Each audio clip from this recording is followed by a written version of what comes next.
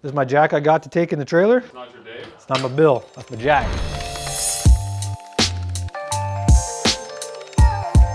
Our 1972 Camaro here, Silver Bullet, is top 3 for the least viewed car in the whole entire channel. I don't know why you guys don't care about this car that much, but we care about it a lot. What do you consider what we signed up for? I consider it a drag and drive. You gotta talk louder. It's a race. I consider it a race. With some driving. This guy stinks! So what they call racing and driving is a drag and drive because you drag the car and then you drive the car. So is this the first one to happen on the West Coast? It is. First West Coast drag and drive. It's really big, obviously. Yonder on the other side. A little far away for us to go to. Events like Drag Week, there's Week. Sick Week. We don't live on the East Coast or the Midwest. We live the farthest west you could possibly go. So what is the name of this event that we're doing? So it's the Reading Rally. Drag and drive. Reading Rally? It's not the Reading Rally. We're doing the Redwood Rally. So you start in Reading, California. You go to 4 different tracks. Well, 5, you wind up back at Reading. So there's 150 cars in the event. The thing sold out in like 20 minutes or something, which is really good for the first ever. I don't know how much advertising and stuff was done to promote it, but it's pretty impressive for the first one ever to sell out. But we got in. The class that we signed up for, there's multiple classes. The one that the Camaro is in is American Graffiti single power adder. I'm still on the fence, but almost 100% that we're gonna be adding nitrous. We're gonna put a fogger, wet or a dry. We're gonna put a dry fogger system on the car, which is kind of hard dealing with Craig, because Craig is a man, that guy. I don't even think he knows that a nitrous kit under 400 horsepower exists, and it's a 700-mile course. So you drive the car. We got a little 5x8 trailer enclosed. We're going to be pulling with the old Camaro, so we got to take whatever we need, and we're the only ones that can work on the car. I've always wanted to do one of these. I've been really confident, I think, in my ability, even though the comments and the internet thinks that I can't. You have no skills and you're a loser! Building a car to last and driving this is much different than, like, say, the red car when you built that and you drove it 1,000 miles. Yeah, it's a whole different. When you're competing, in a sense, you're beating on the car, but there's different ways of beating on a car to make it last, or just beat the crap out of a car. I mean, some people could break a car, I think, driving to the grocery store. And then some people that actually know the mechanics and what's all involved and what's gonna happen when you do certain things. There's a difference, I think, on making a car last to run at a track and run a consistent number and be competitive and actually be able to drive. The 62, that thing wasn't built to be competitive in anything or really be driven. That thing was pretty much trailered everywhere and just drove around a couple miles a night at August nights or cruise or what have you. So this is a jalopy right here. As you can see, like I mentioned, I already got started working on it way before getting signed up. I even got one of the fenders blowed off because I started taking the front end off of it because I wanted to change a couple things, and then obviously put the subframe in it. Get your bed sheets out of the way. Goodness gracious, put them on this crapper. On a scale of 1 to 10, how much do you like this hood? I think it's pretty good. The only thing on the car is fiberglass. Well, other than the spoiler. See this? Street car stuff. So we got our wiper blades. Check out a second. Got all this working room. So this is all of the glory of the last setup. I stole the training cooler out of this for the dually, but you can see that we got a Ron Davis. This is actually the first car that I put the Ron Davis in. Sold me for life on a Ron Davis. Fixed overheat. This is what you need right here for any good street car. So this is just stock subframe. I took the power steering off of it and put this little pintle rack on there, or pintle gearbox, which I don't like at all. Is another reason why I decided to change the subframe to go to a rack and pinion. Pretty much all stock, just powder coated control arms. It's got the urethane mounts and factory cages. Nothing exciting. The QA1 tie rod adjusters to do away with the little clamps. You know anything about the car or anything about the channel? I drove this thing in high school, so it's been around a couple days, and it got very abused. Many one-tire fryers, many races, No Dukes of Hazzard though, many right? memories, no jumps, no.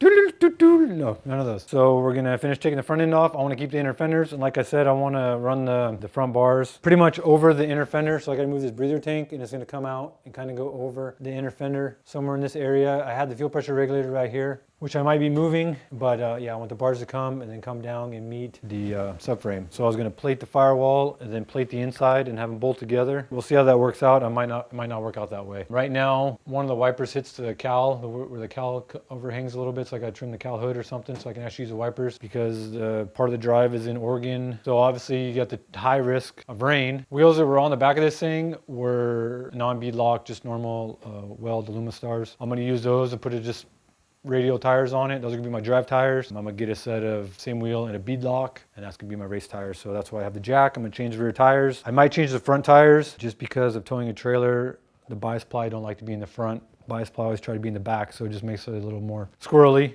So I might change the fronts too, but I'm gonna definitely change the backs. And then this is the old wiring and setup. This is a factory PCM. I don't think this is gonna work out for the new setup with the nitrous and everything, so I'm probably gonna go to a different, more likely a Holley, because they have a pretty good platform. As you can see here, we have the new Smith Racecraft front subframe that we talked about getting. I've had this thing now, I think, for almost 2 years, a year and a half or something. It has literally been sitting in the garage because I haven't had time working on everything else to get to the car. So now I made it a priority to do this. So it's not like I started doing this because of the Redwood Rally. I was already working on the car and getting stuff in motion. And then we have a couple different cross members here, just in case I ever want to change the tranny, if I want to go to a power glide. So that's why there's 2 cross members here. This is the way pretty much it was shipped. I just took it off the pallet and it's been sitting right here. I didn't do the frame powder coat or anything yet. When I do the cage in it, I was gonna add the bars and I wanted to take this all off after I added whatever I need to do to it and then get it powder coated afterwards. So that's why this is bare still. And then I didn't order the suspension yet. I'm gonna use the spindles, probably just the spindles and the shocks that are on it right now. You can use all the factory suspension on it. It all bolts on. You can use the stock control arms and everything if you wanted to too, but and then this one here is a chrome molly. So this drops like 150 pounds off the nose of the car, which is really cool because I don't know if you ever tried to pick up a stock subframe, but this thing is like, it's like nothing. So I'm hoping with the weight savings of the subframe and everything chrome molly, the weight, that it balances out the same weight. I made the mistake though is I didn't weigh the car ahead of time, but if I just get to a certain number with it all together, I'll be pretty happy with it. If you go back and look at some of the other videos that we talked about when we tried to put the electric water pump on it and we found issues with the engine, we took it up to Craig's. If you watch our videos, the rocker geometry on LS has actually the engine out of the Camaro. To give you the understanding of why I pulled the engine out, what's going on with it, let me show you what we found up there when we took it up. So it had multiple problems. A lot of it is in the rocker geometry, but the rockers were touching the head. The length was wrong, the stands were too high. In turn, damaged the timing chain, I think. That's where we got the slop. It had a little bit of a baffling. I had the breathers in the top here, the top plate. I was getting oil in the breather tanks. We need to do a little baffling on this. The rockers were hitting the valve covers, the nuts. You could see everyone was dimpling the valve cover. You even found one of the valves by eye. Looked like it could be a little tweak. Lightly bent. And so at some point during valve fluid, it probably contacted the piston just very so lightly. Yeah, there's no marks. No mark, but carboned up probably. On any of the pistons, but yeah, very possibly. When this thing opens, it's like you're propping up a roof and then shoving a 2x4 in there to hold it up. The rocker comes down and it's almost going straight and like locking into position. In my opinion, it was never quite right. I built the engine in my garage in our old house. I was kind of in a hurry because the car was in parts all over the garage and we were moving, so I didn't want to move it all in pieces. So I tried to bundle it together, and I kind of got in a hurry on the top end and the rockers, and it had a little issue with the rocker to head clearance. So I kind of raised the stand, which kind of messed up the geometry, which kind of put a strain on everything. So the rockers were rocking too far over off center, and it would kind of try to hold the valve open. So we're continuing to open, and right about there, we're about 50 thousandths behind where we started. So that's 50 thousandths cam, what I refer to as a camming over situation, where we're actually behind where we started. So instead of the rocker having a nice even motion, we're actually getting behind where we were supposed to be. By doing that, it created like a valve float, which strained the timing chain. And that's, if you remember the video of when we were in the process of installing the electric water pump, that we found the slop in the timing that you can move the crankshaft without the camshaft moving. So once I found that, that's when we stopped doing the water pump. We pulled the engine out. If you were to take this off and look at the pattern on the tip of the valve, it would not indicate a bad pattern. The only mark on the top of the valve indicated valve float. Right, but if you were to actually take a Sharpie and do the traditional Sharpie method and run the engine through a sweep, you would see a pattern that only shows about 60 thousandths wide. So in theory, you would think you would think that's okay. Yeah. But without being able to study the actual motion of the rocker in relation to the valve tip center line, you would never know that it's camming over if you were just a regular guy at home using your Sharpie trying to figure out your push rod length. Yeah. And this is where having these tools really makes a big difference. Because I did this. I'm gonna take the blame. So I did this, and I did it by eye. I stood up there and I turned it and like I got the Sharpie. It looks good. It did look good. And I got the stock length LS push rods in it. Yep. And then I have the adjustment, which is a little bit. The adjustment is out more than a little bit, but it's within the range of the adjustability of the rocker. But exceeds T&D's recommendation, unfortunately. So there's a bunch of negatives going on I here. fudged that a little bit. But yeah, if you look at it by the eye, or the Sharpie, it looked good. So this car, when you would drive it, race it, it didn't rev like a normal, like the old Nova here. It's a smaller engine with a hydraulic cam in it, and this thing would out rev the Camaro. And so when you would race it, if you didn't shift it just right, you would hit the rev limiter, because I'd have the rev limiter set so low because it would pretty much valve float. And then if you shifted it too early, it would like bog the car. And then my tranny was screwed up, the trans brake. The tranny worked fine, but the trans brake didn't work. So it wasn't too exciting. Before, I had a factory C5 oil pan on it, the Batwing, which was kind of a pain. It fit obviously in the front, in the original subframe, because this is a front steer car, but you couldn't pull the engine and tranny together. You had to do it separate. It's a real pain in the butt. You had to either let the tranny, hang in the car, or pull the tranny out and then the engine. Because of this new subframe, now that we have a motor plate and a mid plate, so now we can run any pan that I want. So we're changing the pan on the car, and then the headers, I'm gonna do a new set. The ones that were on the car were a mild steel. I got a universal, like Jegs, a universal header kit deal, and I just made them for the stock subframe. Now I'm gonna do a nicer set on this guy, so we're gonna change the headers and then redo the exhaust, because we wanna make it quieter. We don't want to drive with headsets. We want to drive the car like a normal car. So this is the transmission out of the car. Like I said, it's originally an art car transmission, but it was just a stock passenger car case. I got this case down the road at some point. This is a K case. It's not too dazzling. It has the art car aluminum pan. It is a trans brake. This transmission has the hardened input shaft, and it has the straight cut planetaries. It's pretty much the only dazzle to this tranny. So now we're gonna package it up, and we're gonna send the transmission to Hughes, and they're gonna get it all readied up. And then this is the converter, was in the car that I built originally, and you can see that this thing was built 11 of 1998, and it's never been freshened up or anything since 1998. So there's mixed reviews on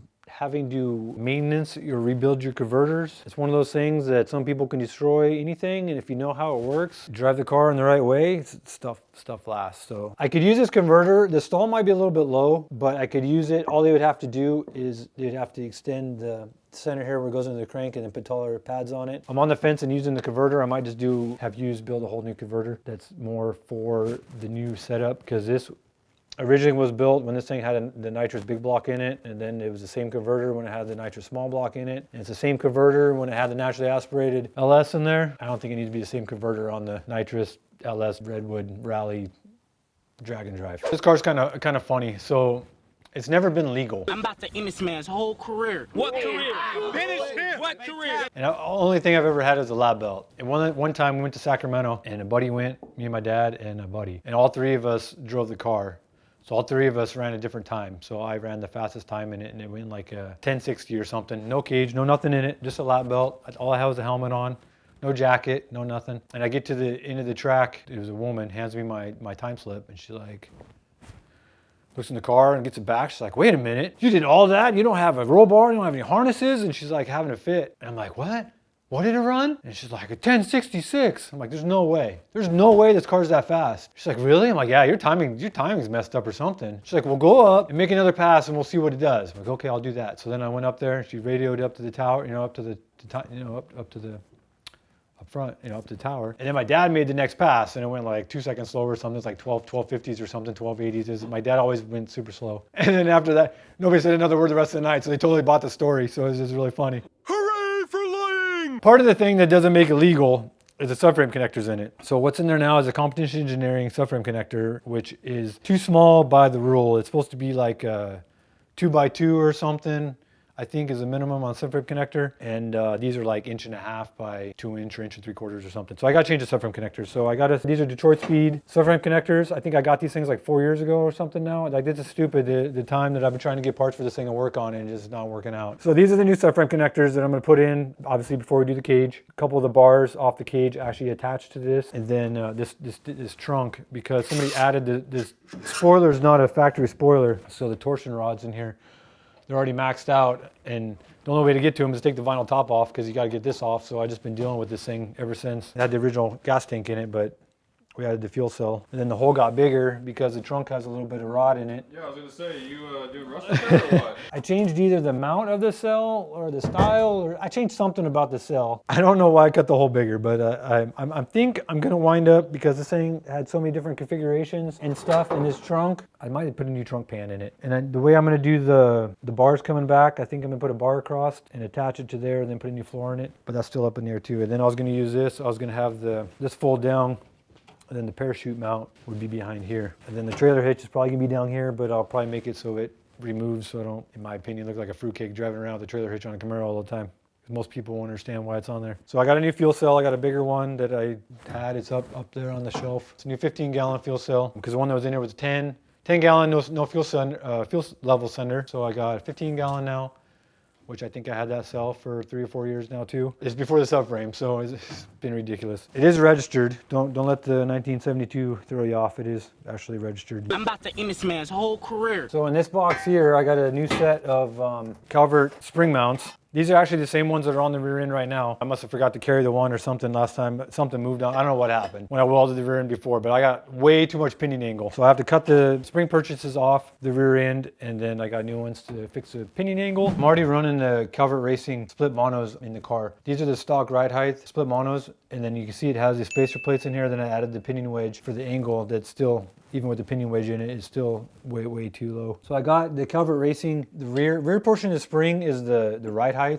So this is the rear half of it. I think it's 1 inch lowering in the spring. So then I could do away with this block, because I want to have the spring purchases and the spring and everything as close as possible without anything in between to give it any sort of leverage to get any twist or any excessive load on the U-bolts or anything to cause any problems. So I'm trying to keep longevity. I'm changing the rear part of the springs to get my ride height where I want it, to get it back down, and then get rid of all this crap here in between. Then I'm gonna add get rid of the shackles, and it adds the sliders, the rear leaf sliders in the back. It even shows you an arrow. Yeah, it goes that way. It points to everybody you can be driving away from.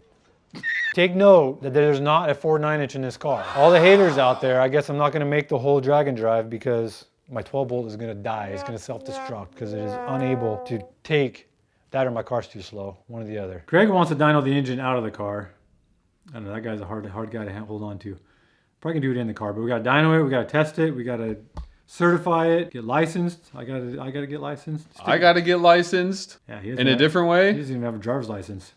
Yeah, I can't drive a manual. He's only 15. Because I'm a part of Gen Z, I can't drive a manual. So you come on back now. You like, share, subscribe.